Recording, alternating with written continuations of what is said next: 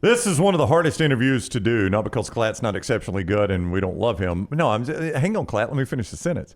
There's like 8 million What's games. happening? There's 8 million games we want to talk to you about, and we can't do them all I know. right here. I mean, that's the problem because we've got all these week one reactions. He's got his Done Away After Dark hat on, though. DAD. DAD, Done Away After Dark, my new podcast that I've started. I appreciate you supporting the gear.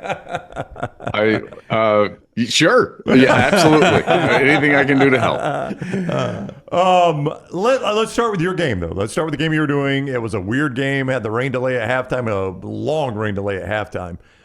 Very, very impressed by Penn State's defense. I don't know if they're going to be any different when they play the Ohio States of the world than they have Sure. been, but boy, they seem to have an extremely good defense. Yeah, they have another gear. They've got length. They've got speed. I was most impressed by their speed on defense. But this is nothing new. Remember, this was one of the best defenses in the country a year ago, and they will be again. And we've seen this now over a series of coordinators, and this is one thing that you got to give James Franklin a lot of credit for. He's understood to not go out there and upset the apple cart.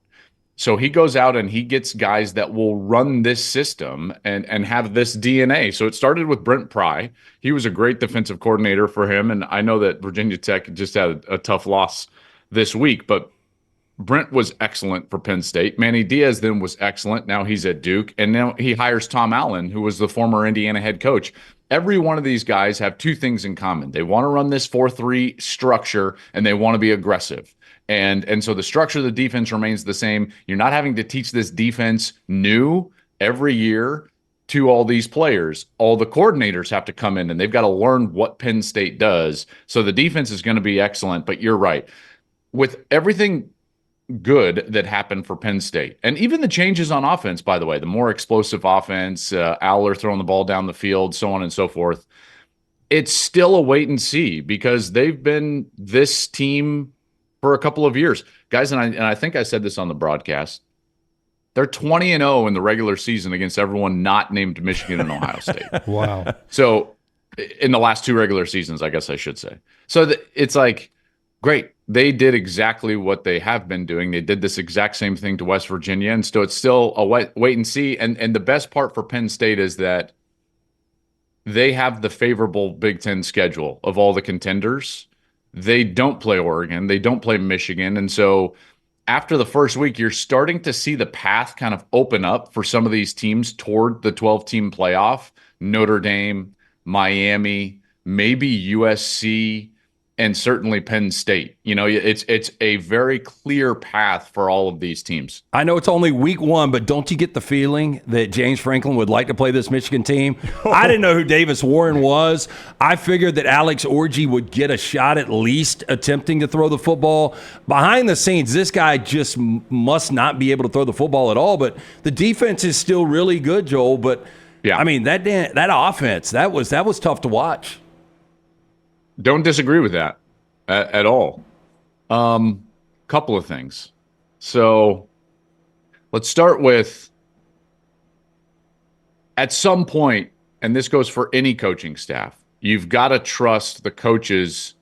Their jobs are always on the line as well. So they're not just going to play guys that are like, well, we like him more. So clearly during practice, during spring ball, it became evident that, like, okay, listen, Alex Orji is not a requisite passer of the football.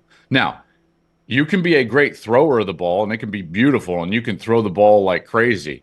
I mean, Uncle Rico can throw a ball over that mountain. But can you pass the football? You know what I mean? And those are two different things. And I think Alex Orji struggles in that regard.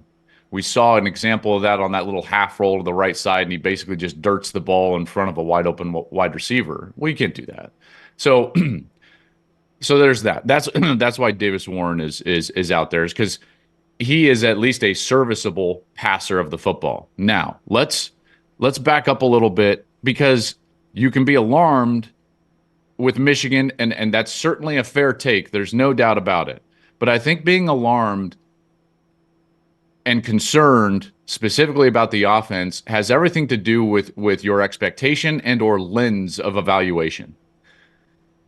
If they weren't 15-0 last year, you would probably say like, yeah, it looks a lot like Michigan. See, we forget very easily.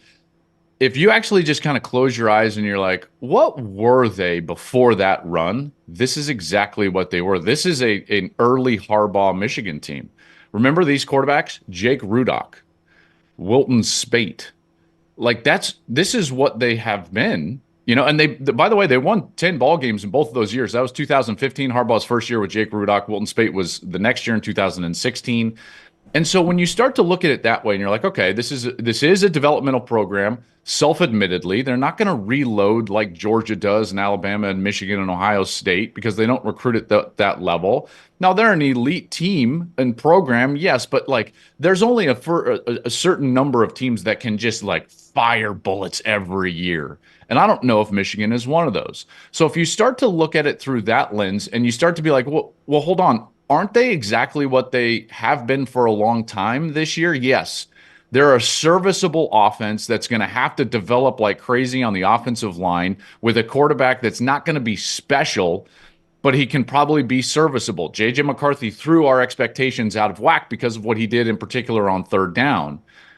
So Michigan, to me, is a floor of 9 wins as they continue to develop and get better, and a ceiling of what that Wilton Spate team was in 2016, which was, let's face it, like a questionable spot at Ohio State away from going to the 4-team playoff and winning that division. So that's what Michigan's going to be. And they've never blown people out. They've always played close games, even with bad opponents, because of this complementary, slow, methodical style and philosophy that they have. That might sound like a big apologist Michigan take. Do I think they're going to win the national championship? Absolutely not. Was it concerning? Yes, there's no doubt. Is it kind of what we've seen from Michigan in the past? Absolutely. But we're thrown out of whack because we just saw them go 15-0 with a first-round quarterback and win a national championship. Yeah, and you get to this game. It's a big noon kickoff at the Big House. Here comes Texas. But because of the opponent, I don't really know if Texas has solved their running back issues after the big injury. They'll need a running game because you'll try to tie an offense, make them one-handed. You got to run a little bit to free up the passing. But Texas seems like they bring all the fireworks to the Big House. What do you make of this Texas team? What can you see in a 52-0 win over Colorado State? I don't know if there's much to take in that win. There was a few teams that went out there in these lopsided games and just like, it seemed like they just kind of like, call your dog over for a treat and you're like, play dead. And it's like, that's kind of what they, like Wyoming did that. Colorado State did that. A few of these teams did that. Don't want to take anything away from listen, Texas is like, they're one of the 3 or 4 best teams in the country. I think we all agree with that. There's no doubt. And when you've got a returning quarterback with the experience level and the talent of Quinn Ewers, you're going to be a really good team. Some of those throws he was making, the no-look throw, I'm just so impressed with Texas.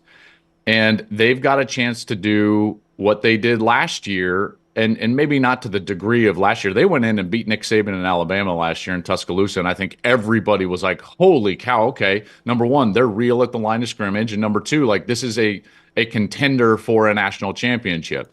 A win at Michigan this year with what Michigan is, as I just discussed, is not going to do that for them from a narrative standpoint, but they don't need it to do that from a narrative standpoint because they've already put themselves on that pedestal. Texas is an outstanding team. I'm like, candidly, I'll be a bit surprised if they go up there and lay an egg. I think they'll be ready. And part of that is that I've seen in these big games early in the season, Steve Sarkisian does a great job of avoiding coach speak all offseason. Like, well, we're just worried about Colorado State. No. Like, he worries about these big non-conference games and plans for them. And they plan for them in fall camp. And that's why the game plans against Alabama each of the last 2 years have been so good and so aggressive. So I'm certain that he's going to have something cooked up, ready to go for Michigan and that solid defense. And we'll see how they play. But I can't wait to see that game. I really can't. Joel Klatt joins us each week, courtesy of MyBookie.ag. Code next round. When you sign on, they will double that initial deposit you make. So get ready for week 2 there. Make that deposit. Get it double. Double it up. Also, NFL Week 1 coming up starting Thursday night. You can get ready there at MyBookie.ag. Bet anything, anytime, anywhere. with mybookie.ag code next round to get that bonus. What did you guys think was the most impressive part of week one? Cam Ward for me, Miami. I would go death taxes and Lincoln Riley quarterbacks. I mean, Miller Moss looked like he had played in 200 games. Yeah. I love that. Love that. Brownie? I don't know if I would say this is it's one of those two, Cam Ward and Miller Moss, but I was going to say they did not do anything at all flashy, but Notre Dame handling that environment and making Connor Wegman look awful. I was super impressed. I mean, again, the numbers aren't going to blow you away. Like Riley Leonard didn't just tear it up. What are you laughing at? I just realized if Klatt wants to burn us right here, he could say, I cannot believe you guys just named those three things. You guys are carrying the SEC water by naming the three most impressive things. Were the three big SEC losses. Our stock up, stock down coming. Dunaway. This was the ultimate setup. I literally was trying to set you guys up for this I didn't even know we were topic, gonna and I you followed called me along out. with it. Unbelievable that I get this. Should be noted. Listen, outside of Vandy it, beat Virginia Tech. We got to give Vandy credit. Yeah, exactly. Listen, the biggest win of the year was clearly Vanderbilt, which just speaks to the depth of the SEC. SEC's got depth. Vandy's beating. Hey, you bring up Depth. Michigan looks the same under the old Harbaugh. A&M looked like a Jimbo Fisher. They did. A&M Saturday night. But hold on. Like, and the Aggie fans despise me for what I'm about to say. Texas A&M has been the same program for 30 years. That is true. Outside of like 2 seasons that were like flickers in the night. Yep. And they think that they're that. They think they're Johnny Manziel every year. And they're not. They're not. Guys, you know, they think that they're the Sir Parker A&M team that won the Big 12. They think that they're Johnny Manziel winning in Tuscaloosa, and they're not. If you actually study Texas A&M, if you go back and just look at their history, right? Brownie, pull them up on CFB reference right now. Okay. Just pull them up right now. And here's what you're going to see. A middle-of-the-road conference team regardless of conference. That's what you'll see. That's what they are. And every year, because of the state, because of the backing, and because of the fan base, because their fan base is so incredible, the environment is so incredible, because their level of funding is so incredible, we think like, well, they've got to be good. And then they aren't. And then they aren't. And they are the same. Brownie, read off some of those records. Just start. But just fire by the them way, off. the only reason I thought it would be different, I never was a Jimbo guy, Klatt, but I think Mike Elko's a hell of a coach. It just, that offense was just flat. Well, and maybe he will be. And I hope that he is, by the way, because again, I think that fan base deserves it. But as you'll see this, and you guys can talk about this after I'm done. A&M has been A&M forever. But were you surprised at how bad Wegman played? He played bad. Not after seeing the game day feature with Dr. Oz. I was like, oh, man. He's getting killed. He's getting killed for it. Who Wegman is? Well, it's just like, hey, man, you're just totally fake. But that. You know what? That was out of bounds of me. I don't like to talk about that was a personal shot, so I apologize. I hope Connor Wegman plays better. I think he will. I believe Colin Klein is a really solid offensive coordinator and will get them better. I think Mike Elko is solid. The bigger surprise for me is that an offensive line with 6 total starts coming into the season performed like that in the second half. They run the ball for almost 200 yards. They kind of control the line of scrimmage against the defensive line that we would all say is very talented and maybe an elite or very good defensive line. So that was a big, not surprise, but I would say a big part of week one is Notre Dame. And now in particular, I think it's even bigger because of their schedule moving forward. They're going to be favored in every single game that they play outside of maybe now this last game against USC. Now we talk about USC. LSU had chances to put them away. And here's what I think learned in week one is that USC is going to have a defense that actually competes, that can actually tackle and actually get a stop or two. And we've never seen a Lincoln Riley team be able to do that. Never. Guys, never. None of the OU teams could do that. Nope. They get one stop in the second half against Georgia and they win that Rose Bowl. and go play for a national championship with Baker Mayfield. Like, this has been going on forever. So if they play quality defense, watch out. And I totally agree with you on Miller Moss. It doesn't matter who's quarterback of this system. They will be a solid option at quarterback. They've got great wide receivers. That was a good one. But I'm going to go back, and Dunaway, you mentioned this. Man, Cam Ward looked legit. Like, this guy looked like he put himself in kind of that Heisman conversation. And with what happened in the ACC, at least to start this season, who's beating Miami in that conference? No. Virginia Tech loses. NC State looks terrible. Florida State loses to Georgia Tech. And Clemson got housed by Georgia. Now, that might be that Georgia is elite, but I think I've got, and I know we're getting long in this, but guys, I've got to talk about Clemson. No, please do it. Please do it. Please do. I figured it out about Clemson. Okay, go. I know, and this popped into my head yesterday, and I was just like, I got it. I know. Follow me here. All right. We talk a lot about transfer portal and Dabo, and you can't do it without transfers. And everyone's like, well, if he just continues to do this with no transfers, this is not going to work. And that might be true.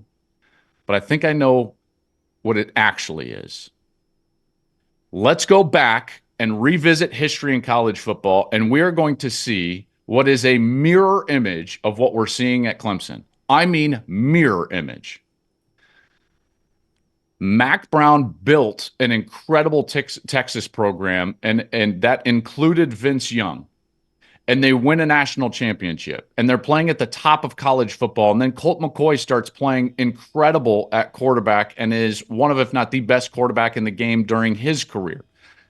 During those 6 years that those two guys are quarterback, what happens is that the program got lazy and they stopped recruiting at a high level. And so all of a sudden, this roster in 05 that was elite with NFL talent everywhere becomes a roster that's carried by a great quarterback late in Colt McCoy's career, to the point where when he walks out the door, you look around and you're like, oh my gosh, we're not the same program. Not even close. What's happened at Clemson? They build this program under Deshaun Watson and win a national championship. They get an elite player in Trevor Lawrence. He has that elite roster, wins as a true freshman a national championship. And by the end, Trevor Lawrence was carrying a bad roster. They had no business beating that Ohio State team in that semifinal and going and playing LSU in 2019. He carried them to that point. So when he walked out the door, all of a sudden, the program had taken 5 steps down, and we didn't know it until he left, just like Texas. And now all of a sudden, you're looking there and you're like, well, Garrett Gilbert at Texas, he was going to be the next great quarterback. And when he wasn't, bam, it cratered. And guess what? When DJU wasn't it, boom, it starts to go down. And now Cade Klubnik doesn't look like he's the guy. And that's exactly happened with guys like, Swoops and Garrett Gilbert. And they miss on Menzel, and they miss on Robert Griffin III, and they miss on Andrew Luck. And Texas did all that. They miss at quarterback, and Clemson is missing at quarterback. And everything that Lawrence masked is now coming to fruition. If you look at their record, I saw some tweet out there that against Power 5 opponents in their last 15 or 16, they're basically a 500 team and a 500 program. And in the 57 games prior to that, they had lost 6 total games against Power 5 opponents. What's happened is that the overall program has taken a giant step backwards, and we didn't see it until Trevor Lawrence walked out of the building, just like we didn't see it until Colt McCoy walked out of the building at Texas. That's where they're at. Clemson is not an elite program as of today, and I think that was very evident in that game against Georgia. Now, I reserve the right to say Georgia's such an elite team that maybe Clemson's not as bad as we think, and they'll move forward in that what I would consider really bad conference in the ACC and be just fine. Maybe they'll win 10 games. Maybe they'll play for an ACC championship. I don't know what that means when Virginia Tech loses, Florida State loses, they lose, North Carolina State struggles. I don't know what that means. So a long rant to tell you, I think Clemson is in some trouble right now from a long-term perspective in terms of narrative around their program and where they sit. They had a great 7-year run, one of the best in history, number 1 in the country for 7 straight years. It was just masked and covered up by the fact that it coincided with a great Bama run. So we didn't give it its due. But Clemson had a run that was on par with some of the great runs in the history of the sport: Miami, Nebraska, Florida State, Texas, USC. And then it starts to go down. And guess what? It's really hard to pull yourself back up out of that. And I think that's where they're at. Very well said. All right, Saturday, Big Noon Kick and the Big Noon Kickoff show. Urban Meyer's transition lenses and everything will be right there in Ann Arbor. I don't know why it jumps out at me, but it does, Klatt. It's just the weirdest things that I get hung up on. Texas, Michigan. I'm with you. Do sunglasses, do glasses, don't do the in-between. Texas, Michigan, 11 o'clock on Fox, Big Noon Kick. Klatt, Gus, Jenny, and the entire crew there. Very good, Klatt. Thank you so much for the time. We'll see you next Monday. Dunaway after dark. That's right, there you go. No days off. Apparently, you've answered my question. Those we cannot sell those in the. Somebody else already has it. So, this is actually Nick Foles. It's his company. He's got a company called Dad Season. They got all sorts of gear, just encouraging guys like us to be great dads. Yeah. So cool. Does he know the phrase cease and desist? Because we need to cancel an order real quick. Funny you mentioned that because I think a letter's headed your direction pretty quickly. Yeah, very good. Thank you, Klatt. See you, buddy. Joel got with it. us on See you, the boys. JohnstonRVCenter.com hotline presented by MyBookie.ag. Code next round. MyBookie.ag code next round. Texas up to a 6.5 point favorite in that game today.